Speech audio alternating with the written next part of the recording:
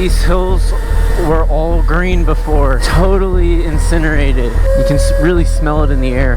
The day this fire happened, it was really, really windy in all of LA, so I was getting hit really hard with the wind, but no fire. But when you mix fire with wind, I guess this is what you get.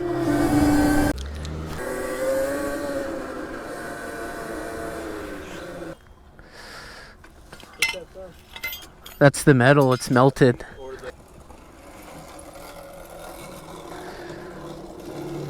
The only thing standing at each one of these houses is the fireplace.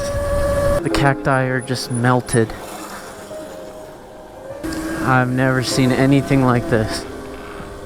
Every house. No way.